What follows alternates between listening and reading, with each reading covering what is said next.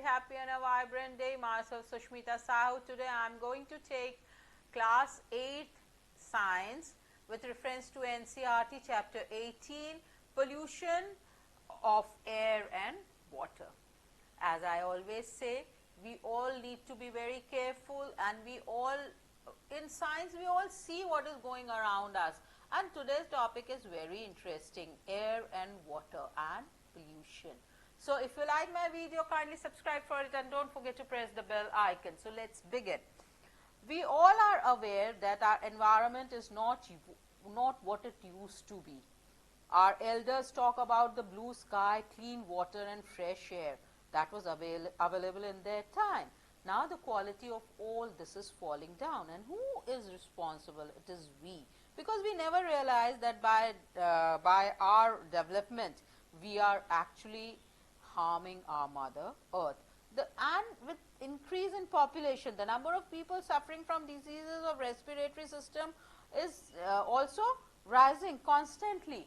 So, now we come to air pollution. Let us take air and water in two parts. Now, let us come to air pollution. What is air pollution? As the name is suggesting, the presence of pollutants in the air which we are breathing. We can survive for some time without food, but we cannot survive even few minutes without air. Don't you know that? This simple fact tells us how important air is to us. Then why are we polluting it, and how are we polluting it? You already know that air consists of mixture of gases. By volume, 78% of this mixture is nitrogen and about 21 is oxygen. Carbon dioxide, argon, methane, ozone and water vapor are also present in very small quantity. And when pollutants are present, then the air is polluted. The question comes, how the air is being polluted. Here on the screen you can see so many reasons of getting the air polluted. By factories, by cars, the vehicles in use are so much, by crackers and by the many of the things which we call development and we are using. Vehicles produce high level of pollutants like carbon monoxide, carbon dioxide, nitrogen oxide and smoke. Carbon monoxide is produced from incomplete burning of fuels such as petrol and diesel. It is poisonous gas. Carbon monoxide, it is a poisonous gas. It reduces the oxygen carrying capacity of our blood, and at the same time we are using fridges and we are using ACs and all. Other pollutants are chlorofluorocarbons, which we call as CFCs, which are used in refrigerator, air conditioner and aerosol sprays. CFCs damage the ozone layer of the atmosphere, and this layer, ozone layer, protects us from harmful ultraviolet rays of the sun. Don't we know that? We all know that. Then too we keep on using refrigerators, and the use of air conditioners have increased nowadays. And the CFCs, that is chlorofluorocarbon, that's very harmful. Once it affects the ozone layer, and ozone layer stop using the ultraviolet rays of the sun, then it is very dangerous for us, leading to skin carcinogenic diseases. In addition to many of these I have talked about, there are many particles suspended in the air for long period. They reduce visibility. When inhaled, they cause diseases. Such particles are also produced during industrial processes like steel making and mining. Power plants give our tiny ash particles which also pollute the atmosphere. Now, with the TAJMAHal, you all might have seen the TAJMAHal, and the TAJMAHal, it was bright as white, before. Now it is getting darker, and the Supreme Court has taken several steps to save the Taj. It has ordered industries to switch to cleaner fuels like CNG. That is, the vehicles in Agra are using compressed natural gases, LPGs, that is liquefied petroleum gas. Moreover, the automobiles should switch over to unleaded petrol in the Taj zone. So, this is this is all what the government is taking care of. Then let us come to our next thing, global warming. Talk about global warming. So, what is global warming? The increase in carbon dioxide. Now, what happens, you all know that continuously carbon dioxide is being released in the atmosphere by the humans, and by many other activities of the human, we are releasing carbon dioxide in the atmosphere, and plants are the only one, those who are utilizing this carbon dioxide and giving us fresh oxygen. Now, what happens with deforestation? There is increase in the amount of carbon dioxide in the air, because the number of trees which consume carbon dioxide is reduced. Human activities thus contribute to the accumulation of carbon dioxide in the atmosphere.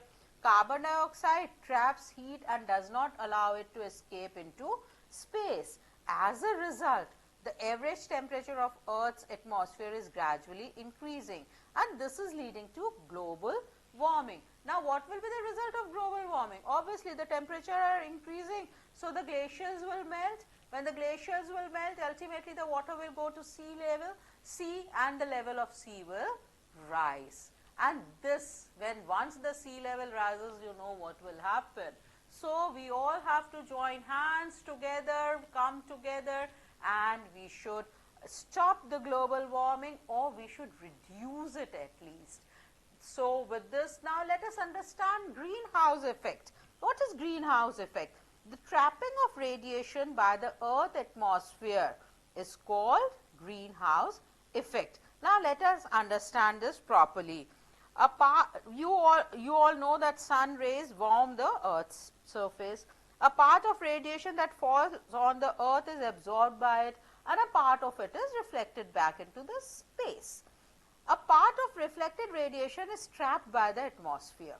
The trapped radiation further warms the Earth. If you have seen a greenhouse in a nursery or elsewhere, see, it is on the screen. Recall that the sun's heat is allowed to get in, but not allowed to go out. The trapped heat warms the greenhouse. The trapping of radiation by the Earth atmosphere is similar, and this is what we call as greenhouse effect. Without this process, life would not have been possible on the Earth, but now it is a threat to our Earth. We have already seen the global warming. Carbon dioxide is one of the gases responsible for this effect, and we have already previously discussed global warming. For this, to stop all this, we should plant more of trees to have good atmosphere. Now, let us come to our next topic, water. Water pollution. Now, what is pollution? Anything which is not required present in the water, and on the screen you can see so many things. So, water is getting polluted, and it should be very clear that who is polluting the water? It is we who is polluting the water. The substances that pollute water are called water pollutants, and here you can see oil, garbage, things we are throwing in the rivers or in the lakes. Nowadays, all the rivers are also highly polluted, and now we have the Ganga action plan, which is very ambitious to save the river Ganga, the Ganges, and it was put up in 1985. We realized that our rivers are being polluted long back, and we are trying to save our rivers by stopping the discharge of many harmful chemicals into rivers and streams, which causes pollution of water. Now, let us understand what is potable water. See, this is pollution of water, what we are doing into seas and the rivers, and now we come to potable water. What is potable water? The water which we are able to drink is called potable water, and to get this potable water, the water needs to pass through the filtration plant, and I have already discussed filtration plants in my last videos. So, you may just go through and see to it. This is a filtration plant where the water is filtered and chlorine tablets are added to it, so that the water becomes clear and germ free. And water treatment plants should be installed in all the industrial area. At our individual level, we should consciously save water and not waste it. Reduce, reuse and recycle should be our mantra, the 3 R's. Let us repeat once again: reduce, reuse, recycle. With this and a promise that you will reduce, reuse and recycle water, I thank you very much. Thank you. Bye.